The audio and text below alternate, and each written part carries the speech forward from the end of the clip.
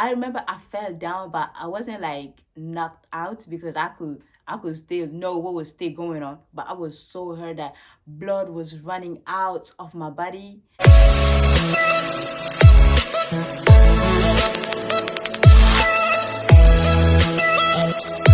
Hi guys, welcome or welcome back to my YouTube channel. My name is Galia. I feel like I haven't did this in a minute, even though like it's only one time that I missed recording a video because last week I was so busy that I couldn't record a video, so I didn't post a video on Sunday. Yeah, when I tell you this, consistency is the key, yeah, but keeping up with it is kind of hard. It's kind of hard. Like, it's hard for me because I have a lot of things going on and I still have to keep up with other things that I'm doing, and I just focus on this YouTube thing, but also at the same time coming up with video ideas, recording the video, editing the video, just with everything. It takes a lot, yeah. So when you see somebody doing YouTube, please don't just sit there and like, they're doing YouTube, because this right here, you actually have to really want to do it. You know, you can't just get up and, okay, I'm doing this YouTube thing. And I am not saying this to scare some of you guys, but YouTube is literally the biggest platform, and I feel like if you're really into internet and all that, you should really get into YouTube. But what I'm saying is that just know that there is a lot to do. But I have decided to tell you guys this funniest story of my life. I feel like this is the most embarrassing time of my life. Since I didn't get to record a video last week, I was just like, why not tell them this funny story so they can get to laugh? This is actually going to be my first story time, so just bear with me if I am all over the place, but I will try to put it together as much as I can so you can understand. But make sure you just listen because the story is funny if you get it, okay? So make sure you stick all the way at the end, like the video, subscribe to my channel, comment, and do all those good things. Thank you. I'm not gonna talk too much. Let's get into the video.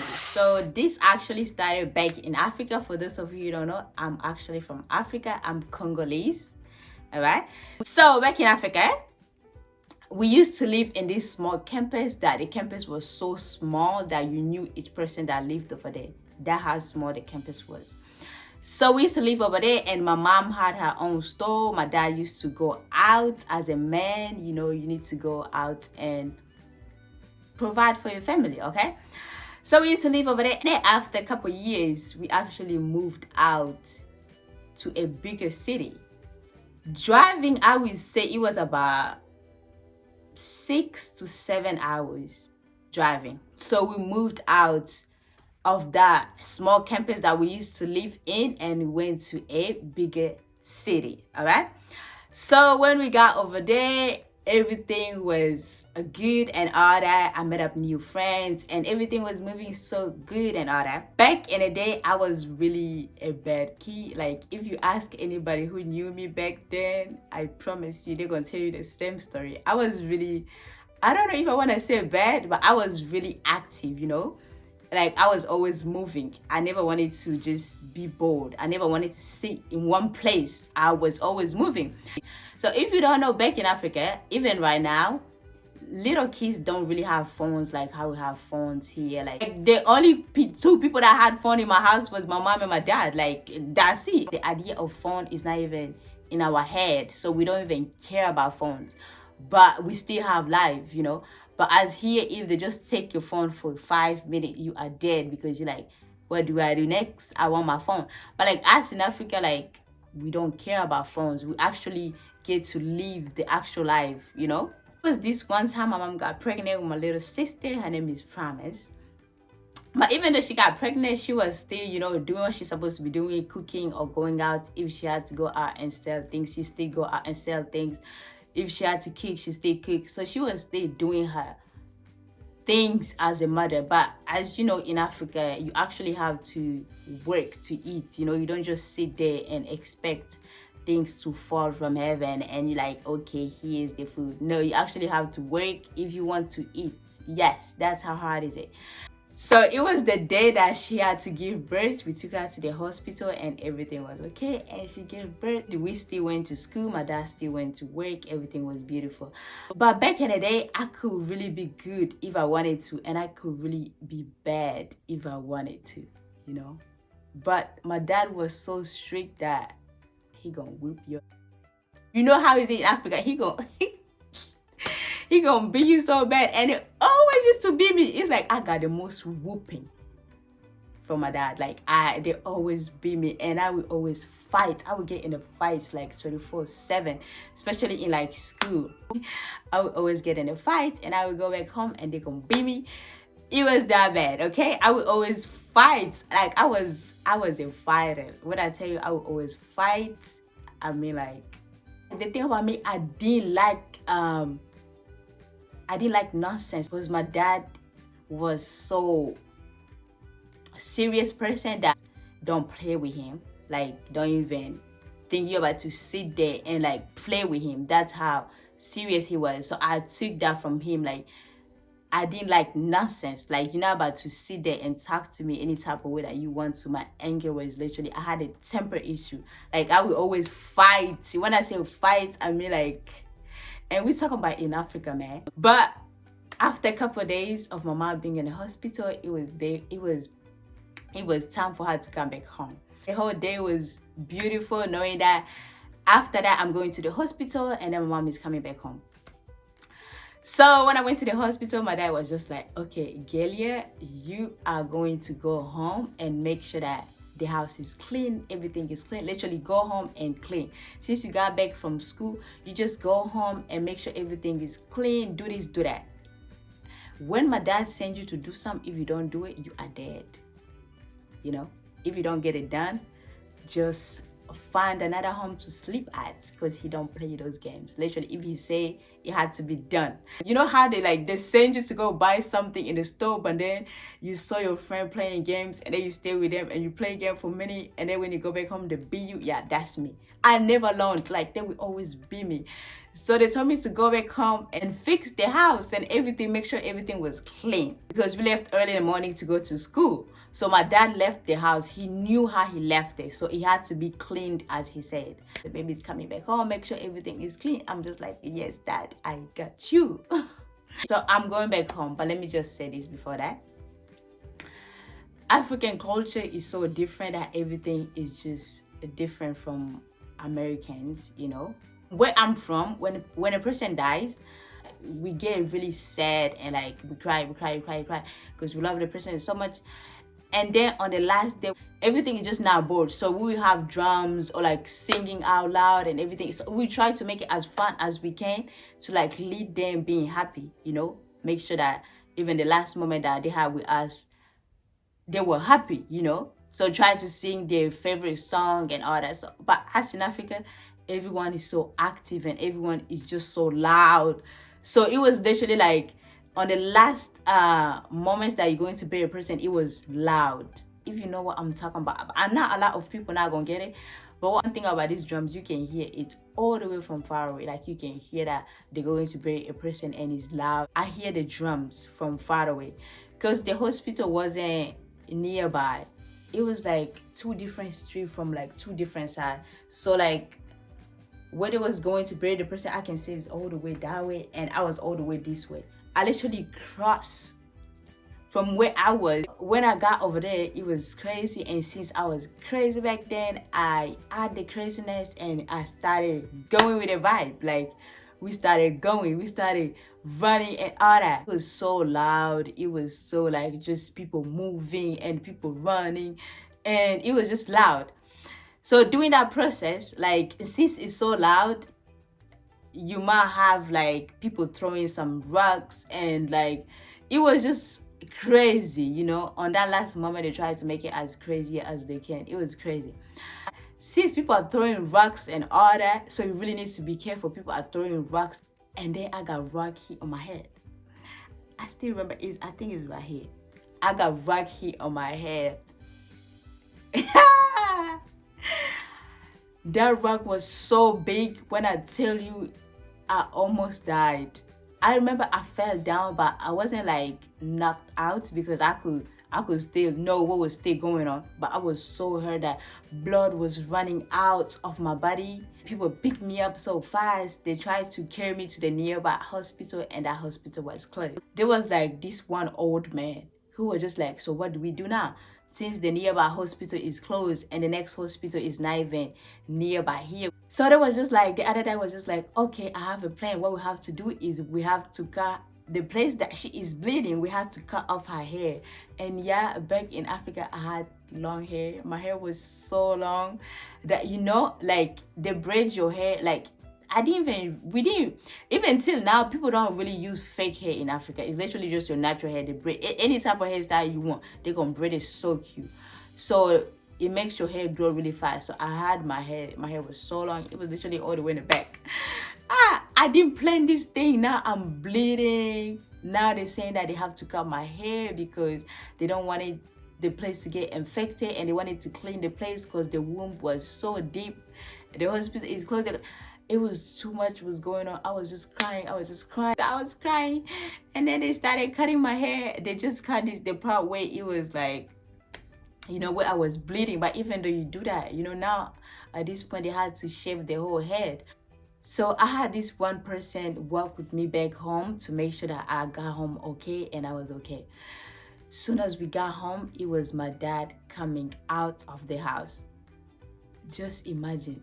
They sent me to go clean their house because my baby sister was coming back home. Here I am coming back home with half of my head shaved. I have this deep wound on my head. My dad was just looking at me like, what happened? And I was just crying because I didn't even know how to explain it. I was just crying. Now my dad was with a visitor, so he couldn't really react because they had to come see the baby, so he couldn't really react. You know how it'd be like in Africa, if like you get in trouble and there's visitors, you just don't want the visitors to leave, because if they leave, you are finished. They're gonna start beating you. So my dad was with a visitor, so he didn't really react. He was just looking at me like, and I was just looking at him. So, and then the visitors had to leave. I'm just like, don't leave me. Don't leave me. Take me with you. Oh my God. So the person who came to drop me off tried to explain it to my dad that we was, doing what we was doing. And then they hit me with the rock. So they had to shave my hair and everything. And then my dad was just like, okay, that is fine. But the person who came to drop me off had to leave. And I started crying. When I started crying, I was just like, yeah, I'm finished. What more can I do? I'm about to die. But my dad started talking to me. What really happened? He started being so sweet. So, and then my mom saw me. She just like, Galia, what happened? I was just crying. I started explaining everything to her. I was just crying. She just like, it's okay, it's okay. My mom really loved my hair, so she didn't want to shave my hair off. Then that same moment, my dad received a call. My dad received a call from the place that we used to live, from the campus that we used to live. Tomorrow we had to go back home because we had to go take pictures of like us coming to America, because the process was already like done. We were just waiting for the people to call us and tell us, oh, you guys are ready to go to America, So they called my dad saying that tomorrow is the picture day. Oh my God. I started crying even more because I knew I wanted to get my hair braided so bad for the longest, because some of you guys don't know, but like most of my African know, coming to America process is so long, So the whole time I always wanted to get my hair braided so cute, like this hairstyle that I've been keeping for the longest, and now they had to shave my hair. When I tell you, I keep crying, I won't stop crying. And then my dad was just like, well, we had to go back home. And you're not going back home looking like this. And since you're going to take pictures and they already shaved half of your hair off, at this point, we had to shave the whole thing off. And let me tell you, back in Africa, like we don't just wear wigs here and there. Like if you shave your hair, like if you are bald-headed, you're just gonna be bald-headed. Like you're just bald-headed. Oh my God. So I had no choice but to let them shave my hair. Oh my god. So my dad started shaving my hair. They shaved my hair so bald, like bald headed. And we went back home. I was sad though because I didn't get to get the hairstyle that I always wanted to get, and it was a picture day. Everything was just so fast. So we went back home, and my auntie is literally like the most loudest person you ever meet. Like, she's just funny and all that. She will literally make fun of anything at any time. So we went back home. It was like a surprise, you know. She saw everybody, like she saw my brother, she saw my other brother, she saw everybody, she saw the whole family. But I was really shy to come out because like I'm bold. Like, what do you expect? And I haven't been here for like years, and this is like my first time coming back, and I'm bald-headed. But that was like a time that I had to think because I was really like, you know, bad. So I had to really sit down, and I'm just like, you know, this was your own action that caused all this. If you just did what they told you, you wasn't gonna get your whole head shaved off, but you won't listen. So this is your own mistake. You don't get to blame it on nobody. So, and then my auntie saw me and she started laughing so bad, and I started crying even more because she won't stop laughing and I won't start crying. And then I told her what happened, and then we had to get ready because the picture was literally on that same day. So I dressed up and we got to the station, and I think I was the last one because I didn't really want to do this whole thing. My head is shaved up. What do you expect? I'm walking around bald head. I'm walking around bald head, man, like bald head. They just shaved my hair yesterday. I didn't even want this. My hair was so long. They just shaved my hair bald. And then we went back home, but it's like I started getting over it because like I couldn't be sad for the longest. You know, I'm that type of person. Like, I had to dance, I had to make a joke, I had to laugh. So I kind of started getting used to it and all that. And then we ate and then we slept. I stayed though, because when we went back home, I still had to go back to school with my bald head. So it was like a really hard time for me as a kid. But that was my own action. I was too bad. It's like I had to calm down. God did that to calm me down a little, just a little. It was crazy back in Africa, but sometimes in life, God will keep sending a message first to tell you to stop doing something, because they keep beating me back then. They keep beating me. I won't listen until he was just like, okay, I have to do something bigger than that to actually calm me down. And it was my hair. Because I loved my hair so much. My hair was long and all that. It was my hair. So sometimes God will just do something just to calm me down because you're just too loud, you know. That calmed me down a little bit. Like, I wouldn't be fighting so much at school because I didn't even have the energy at this point. Like, I just wanted to, I don't feel like talking to you, you know what I mean? But even like now when I'm like being too bad, I'm just like, you know, God can't always do something to like punish you. So like, just calm down. Enjoy your life, but don't be too crazy, okay? So that was just one of the crazy story. One of them, just one of them. Like, it was so bad back then that every day it was a story. Every day it was a story. Like, Yelia, like if you knew me back in Africa, man, it was crazy. Like, people who know me know it was just crazy. But I hope the story made kind of sense, because even though I'm not so good at telling story, but I tried my best as like, you know, telling it, because that is one of the funniest story, you know. But it is what it is. That is the end of this video. So make sure you guys like the video, comment and share. Until next time, bye.